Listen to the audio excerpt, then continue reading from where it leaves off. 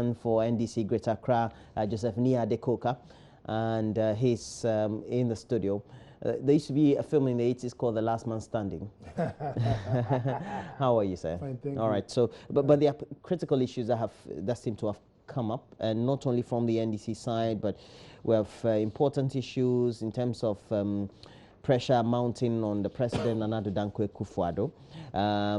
It talks about the forceful takeovers of state facilities, and now we're having attacks on your foot soldiers as well in the various nooks and crannies of the country. We've had civil society and political science experts even come to say the president now needs to make a point to his supporters to stop with these attacks.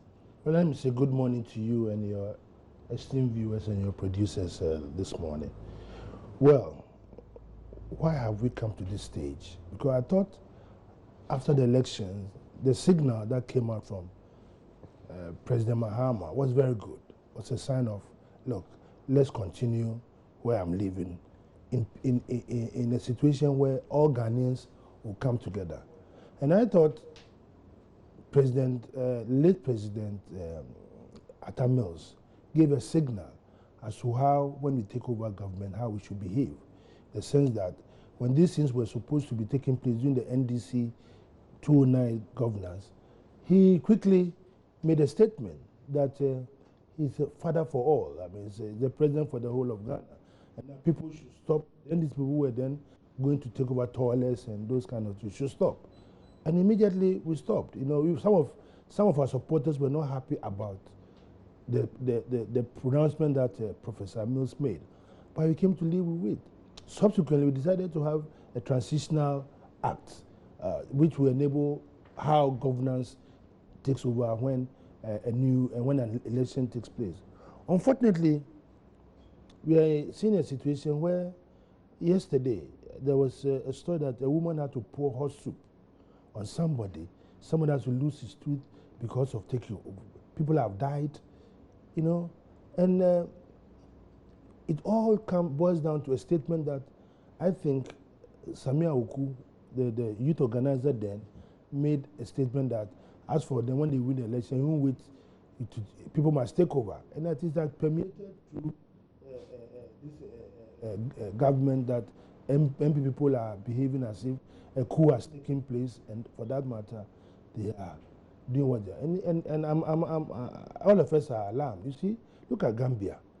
You know why the Jaja Yemi or whatever doesn't want Yaya Jammeh doesn't want to leave because of the statement that the opposition leader made that he's going to arrest him, or is going to deal with him, right? This kind of statements gives the impression that there's some vengeance or something that somebody must necessarily take over all aspects of governance, or just behave as if there is only there are two Ghanaians, one for another party and one for another party. And that is where we are today. Now, let's go to the University of Ghana, where we spoke to a senior lecturer with the political science department, and we'll bring you that insert over pictures, and Professor Ransford Jampo in the next insert, if we can have him. This typifies one of the very crude manifestations of winner takes all politics, where people, particularly party apparatchiks, try to interpret this formula for selecting leaders in its literal sense.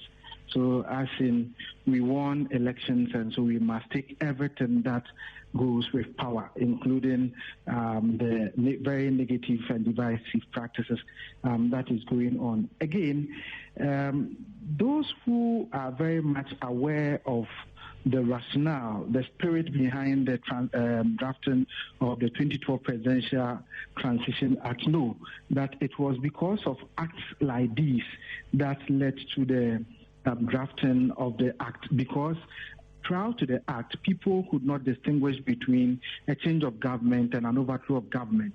What is going on typifies a situation where there is an overthrow of government, as if we're in a military junta. And I am very much aware of the calls that have been made on the part of the leadership of the New Patriotic Party to openly come out to condemn some of these things and to empower the police, to be able to do what's expected of them. But and I agree with those making that calls.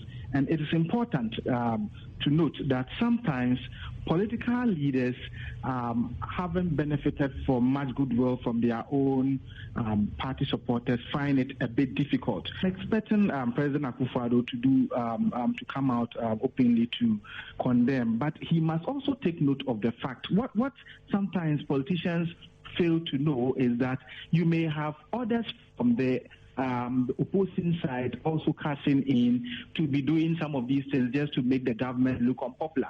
And so to prevent being also linked and being made to look as if you are violent, it's important that they come out openly and clearly to make a pronouncement against what is going on. Professor Akufo-Addo is a senior lecturer with the Political Science Department of the University of Ghana. And so you would want the president to speak on this subject? He must speak on it. Professor Mills did that, as I said earlier on, when he made a statement. In 2009? Yeah, he made a statement that he's president for all and that people should cease for... So even, you remember, he asked all the MMDCs to be at post, and anybody who has been given a position... From the Kufuor regime? That was why we were able to work with the Cocoa Board chief executives for the entire period of his... I remember at the time it was 24th year. That's right. He was appointed about a few days for the exit of President Kufuor. We worked with him. And President Mills said everybody, all the MM should stay at post till their tenure of office ends. And exactly that's what we did. And here we are having fiat, people should leave and go and proceed on. Because of the proceed on leave mentality that happened within the period of 2001 and 2004, that we said no. Going forward, I disagree with Professor Jampo saying that maybe certain people who do not belong to that party will engage in that activity. No. These people have been identified. And nobody has come to deny that they are not invisible forces or they are not a party members. They've been identified. So we shouldn't put that we should put that in a closet. What I want to say is that going forward, I don't think in the near future, when there's a change of government, the party that comes in will allow its members to do this thing. There must be a closure to this.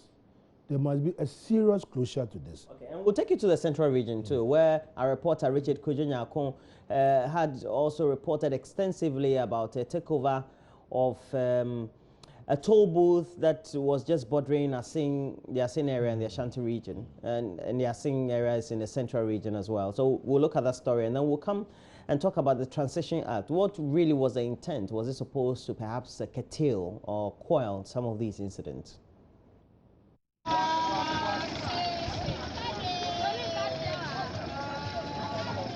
The Cape Coast Asin-Fosu-Kumasi Highway is one of the busiest roads in the country. Tens of thousands of motorists use this road on a daily basis. On this road, the toll booth that collects tolls has ceased functioning. A group of persons perceived to be MPP supporters about a fortnight ago forcefully took over the management of the toll booth. A day after the forceful seizure, the group ran out of tickets and has not collected tolls from motorists thereafter. The supervisor that is expected to get them more tickets to use is refusing to do so because he is angered by how the takeover of the management of the toll booth was done. The motorists have a field day now. They have been spared the payment of tolls. Traders that sell around the toll booth are incensed. The motorists that hitherto stopped to pay their tolls and patronize the footwears or food items of these traders. And Richard Kojo-Nyakon's report from the central region. Now, we're supposed to have, it means that there's lots of revenue there, right? Yeah, lots of revenue to the state. And this is what is used to repair the roads as well. So there's lots of Because this one goes to the road fund. Goes into the road fund. So I don't understand why the president of the republic has not come out forcibly to make a statement. He must make a statement. The Transition Act, yes. Was it because of some of these incidents and some of these phenomenon, that's why perhaps it was put together, because it was championed greatly by the IEA and other civil societies within the period, and the political parties, of course. The experience of 201 and then 209. And 209 okay. informed civil society, government, and everybody to do something like this, so that there will be civility in handing over. And so far, it has worked at the top level, where government, one party hands over to another party, even though I know that there are certain statements coming out as to some discrepancies. Exactly. But on the whole, it has been well managed to a certain extent. This part of the transition, which is seizure of toilets, probably, I think, in the next, in this government, we should go back and look at what went wrong, what happened and what did not happen, to bring them together to forestall such a situation again. I mean, see, the toilets and the toll booths, people must be made aware that these are state properties. They're not party properties. The impression is that the toll booths are privately owned. No. This is Ghana Highways Authority. The toilets are the AMAs, the municipal authorities, and that kind of thing. And people should be made aware that these are state properties, you know. So just going to take over, like the guy, like the reporter just said. Now you want tickets, toll tickets. And you can't go and print your own. If it was a private entity, you might as well have gone to print your own tickets. But you can't, because it has to go through a system. So the transition was meant to at least bring closure to this kind of, but unfortunately, it has not happened. So we have to go back to the drawing board, because our democracy is touted as one of the best in Africa and even beyond. And if these kind of things are happening, it then derails all the efforts and the success that we've talked over the years, they are all derailed. You know, now, how then do you restrain, as a party top executive, restrain your supporters from retaliating in some of these instances that we've seen? Oh, I think we've come a long way. And I honestly believe that no condition is permanent in this world, you know. A time will come definitely that the NDC will also come back again. And we will then, if you are in the helm of affairs or within the corridors of authority within the party, clearly admonish our people not to set a good example. So people are always accusing NDC of being soft. This is a party that was supposed to have been born from evolution. Unfortunately, we have rather changed to become the side of the good side of Ghana, because of all that we've done. And I think it's better we maintain that posture. And people, now everybody is condemning, people like Professor Jampo. I'm here to hear about the civil society. Well, we've heard of Emmanuel Akwete. Yeah, the civil society that I'm talking about, our churches have gone quiet. We've had the Christian Council of Ghana also come to talk about the General Secretary of the Christian Council. And when was that? I was there yesterday. Oh, okay, but yesterday, then I haven't heard of it. But if they've done that, then that is very important, you know, because all those who were making statements in the NDC government, when they deem it fit to do that, must do the same thing. What's the meaning of that? Well, I'm saying that we are... You mean those who were making statements that you thought... exactly. Were anti-your government? Exactly. Must be in a position to make the same statements. You know, because this is Ghana. We don't have two Ghanas. We have got one Ghana.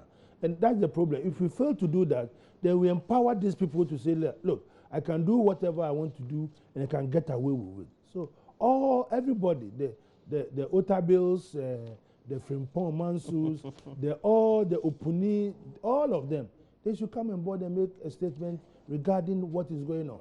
They must not be silent. They must be heard loud and clear. Because lives are being lost. Hot soup are being poured on people because of toilet. People are losing their teeth. All manner of things. People are dying. We cannot allow anarchy to take place in this country. It's very important. Because like our party chairman said, if we continue to sit down, aloof, not send the right message out, we force our members also to go into another mood, and this country we want to go into peace. It's not peace. We'll see how that goes. We hope that at least we'll have the president come to make a statement. He must. It's today, important. Today, whatever opportunity, anytime he has an opportunity to speak, even he can just call the cameras to the Flagstaff House, and I know he's such a strong man that he should be able. He shouldn't let his lieutenants tell, oh, keep a blind eye, look the other way. I'm sure people are asking him to look the other way. Or let it happen, because our supporters will be angry that after they voted us into power, we are not championing their cause. All those things will come to play. But as the president of the Republic of Ghana, as the head of state, he must make a statement so that we go in the annals of our history books that at one stage there was such crisis, such indiscipline. He spoke about it. Well, so we have to change the conversation. And we know that there have been calls for the Akufo-Addo-led government to review the energy sector levy in a bid to prevent constant hikes in the price of petroleum products, which we already know have gone up at the pumps. I was at the pump yesterday, and I was told that they had to recalibrate their meters or their machines. And so they had to do the current pricing manually for me, because they would have done the recalibration overnight. Roland, but we know that it's out of the hands of government. Is it something that the president can just influence? Roland, deregulation was something that President Akufo wanted to do. Unfortunately, they didn't have the courage to do it, and they didn't have the courage to do it. So, what's the meaning of that? Well, you know, petrol prices, petrol has become politics at that period of time. And President Mahama said he wants to fix the economy, he wants to put the economy on the right footing. So certain decisions must be made. Painful as they are, has to be made. That is why they went for deregulation and asked the petroleum producers to fix the price according to certain factors. Most of it is determinant on the foreign exchange, because they reckon they buy all their fuel from outside. They have to pay with foreign currency. So when your cedi is becoming weaker and the pound or the dollar is getting stronger, you are faced with this kind of situation. That is what is happening. So whether the next thing is that you have to subsidize. You understand? And the argument was that, look, when you are subsidizing, a few percentage of people are enjoying the subsidy, and a large number of people are not benefiting. Those who travel with trotro and taxis normally do not, but those who are riding the SUVs and all the posh cars, and they are subsidized because they can. The argument was they can afford to pay because they are driving those kind of cars. You understand? So here we are. And they reckon they are going to release they must remove the energy levies. You see, the energy levies too were put there to serve a certain purpose, because the tolls, the box, all the VRA, ECG are owed a certain amount of money. So if you remove the levies, it means that they cannot exist. Some of them will go down. Become fully functional. Exactly. Some of them will go down. So it's the chicken and the egg situation that we are in. I know that it's a catch-22 situation exactly. for government. Exactly. But we know that the component or what perhaps bulks the prices in terms of gives the margins that it has, and ultimately when there are increments on the commodities market because of the rates of the cedi to the dollar or the international currencies, we tend to have the increment. Exactly. It's because we have levies that have been put in there that the experts claim that we can do without. I've just told you the levies are there for a purpose, to keep most of this.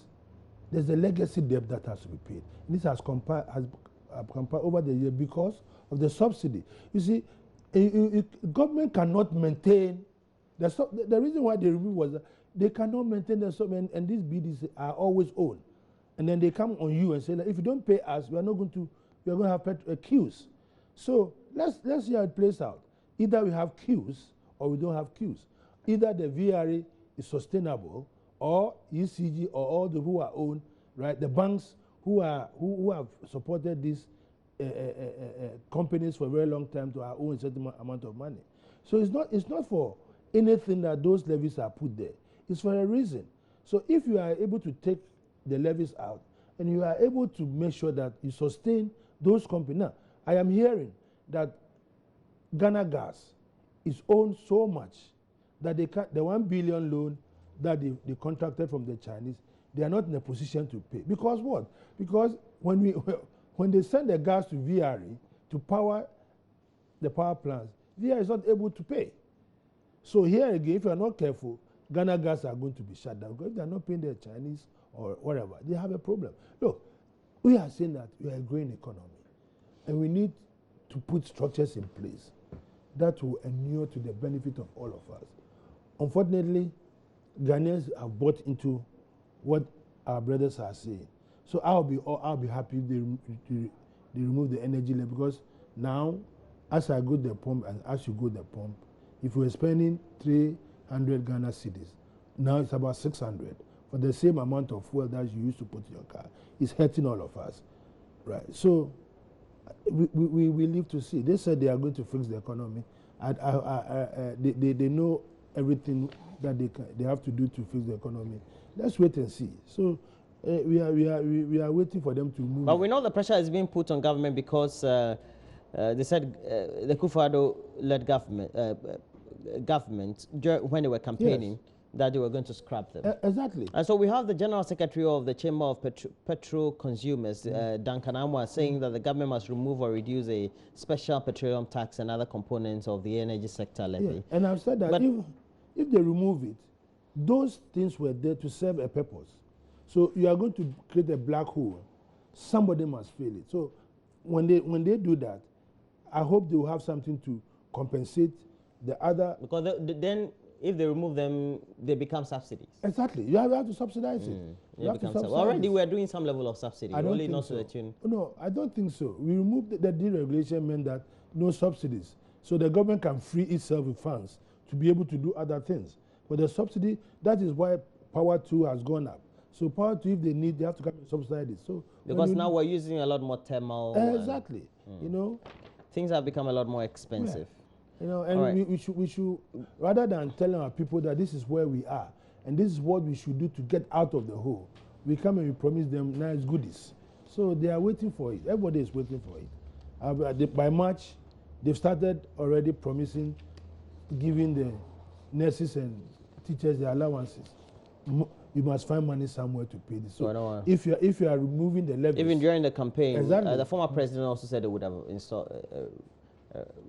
Temporary so for them to make sure that subsequently they will go and take the student loan. But here we are. Let's see how it goes. Are you saying subsidies are not good? Look, it is very important for us to pay the value of what we are consuming. You see, we've been spoiled over the years. Over the year, we've been spoiled. And you cannot sustain it. It's not sustainable. That is why all these legacy debts are there. Somebody somewhere, it's like you having your house, running your house on perpetual deficit. One day you have to sell your house to defray the cost because they will come on you. You know, but if you live within your limits, you'll be able to sustain it. So that's what we are saying. As a country, all of us say we should live within our means. If because of political expediency, we make certain utterances, and then you are faced to honor it, then population is growing. For how long can you sustain it? At what point do we have to perhaps deal with this dispassionately without any political lenses? Well, I don't think it will ever be dealt with dispassionately, because when you stand on a platform and you make those promises, you don't expect me to come and sit here and say, oh, because of this you couldn't do so, well done. It can never be. It can never happen. We wish you luck, but we are people who have at least been in the system before, know how difficult. Look, I'll tell you a story. You remember when these petroleum producers decided to ask government to pay them about 500 million. You mean the BDCs? The BDCs. The bulk distribution companies. Exactly. They wanted their money, about 500 million dollars. You remember? They said we still owe them. Yeah, government was at a loss to find that money. So I think government gave them some 66 initially. Give them 100. So if that money was sitting somewhere, and these were as a result of subsidies, you know, This was as a result of subsidies. So it has piled up all over the years. And then they were demanding because their bankers were on their neck. You understand? And I think government agreed to do this because we thought the price of petroleum, the price of crude was paid at a certain amount of money, about $90 or so. And the thing fell to about $30. So there's a big hole and you have to fill it. And government has to struggle because rather than seeing people going to queue for petrol, which was going to be a problem for the government, they have to find money from somewhere. And I'm sure that wherever they found the money, still they have to find money to pay it as we speak by now. So it is better you tell the people the hard truth, and they buy it, and then they but if you come and tell them I'll give you milk and honey at the end of the day, and they come and ask me to sit here and say let's discuss it dispassionately, then Roland, you are making a big mistake. Well, there's nothing wrong to discuss it. It's we have to hold you to street proof. We have to hold you to street proof because based on that you are able to. So the current status quo is a way to go.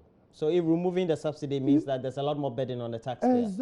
Exactly. Somebody must pay. So it means that as citizens we can't eat our cake and have it. We'll have it free here, but we'll pay it somewhere else. You've said the right thing. That you hit the right note. Definitely, you take it from somewhere. We must. We're only robbing Peter to pay Paul. That's a Ponzi scheme. Because our revenue, you see, the revenue that government is not sufficient enough to meet all the various sectors of the economy. Now you are saying free SHS, 1 million for every district. All these things entails money. I don't know. Then you are going to remove energy levy. Honestly, I mean, if you are keeping the books, you must ask the question: why are you going to get the money to do it? But maybe they live in a different Ghana, so they will be able to do all those things for us to benefit. And I hope Ghanaians are waiting patiently. They are waiting patiently. As for me, when they cut the levies, they said by March. When they read their first you will enjoy it. All the goodies. Those of us using the car, we will enjoy. We'll see how that goes. But let's talk about the Black Stars. Yes. And we have to wrap up our conversations very soon. The Black Stars, they played their Group D game against Uganda. Your own assessment, first they had to prepare and then they had to play the match too. Well, I think yesterday a lot broke on their side. Because that's one mistake from, I think the defender went to sleep. Because when you watch the playback, it was not in any difficulty until he messed himself up and banged, they got the goal. Thereafter, they started playing football. And you realize that our team was not in the best of shape. They were either panting for breath.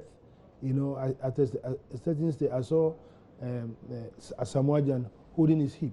Anytime you see a player holding his hips, then it means he's in trouble. Serious, or Benin is in serious trouble. And you could see that. So, luck was on their side, but I think they can do better. The next match is a very crucial match with the Malians. You can see that they are well built, they've got stamina, they can run. So it's early days yet. For the first time, we have been able to collect the 3 points at the beginning of the tournament. They need just one win and possibly a draw for the other sides to be beating themselves. But let's congratulate them at least. Ghanaians are still watching. I haven't seen the enthusiasm yet. Yesterday, people were indifferent. I mean, when they won, people were indifferent, especially because of the way they played. You see? Is it the way they play? It's not the remnants of the backlash from 2014. The way they held government to ransom, and government had to ferry cash to them. Held government to ransom. All those things, right, has taken the shine out of the Black Stars, you know. Yesterday, if the Ugandans were not go shy, I think that would have been a different story. If they had good predators in front of their attack. You watched the match? I watched the match. Oh, okay. Yeah, they had good predators. They have been a disaster. But since after the penalty, it was all the Ugandans all over the place, and a very disciplined side, stronger than the Ugandans. And if they play that way, they will be in trouble. So let's see how it plays out in the coming So you're days. saying that the Ugandans are the crippling boys in the group? They are not the whipping boys. Okay. They are not. They are good side. Okay. They are very good side. They are So then we had a good win then. I'm saying it. Having been this field before, I think luck play. You see, you cannot go on the field without luck. 'Cause that incident, an experienced player or experienced would not have. The ball was with all they needed to do was to clear the ball away. I don't know what I was going to. So you're saying that's not part of the football. It's just mistakes. Just and that's the luck you need. And that's the luck you need. In this kind of matches, you just need one luck. It breaks for you. You pick it up, and then you move forward.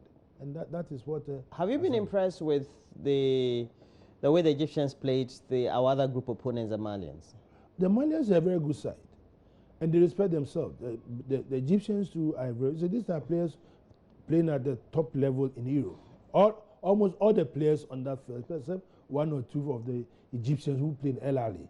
But even El Ali is even a very strong. It's a top side. Top side. Because they've been to the Club World Cup. So they respect themselves. So it was a midfield, and here you were looking for the break. One mistake from a defender or will have. It just didn't happen for them. It just didn't happen for them. So this one, there was no luck, the draw. The luck did not break on anybody's side.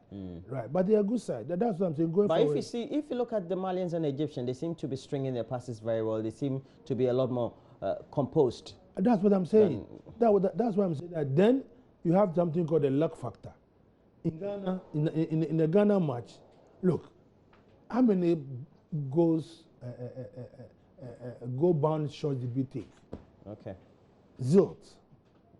We had eight goals. And what did eight balls towards our goal. And we had 3 on target. Exactly. You know, Zilch. And look at the Algerians and they played the DR.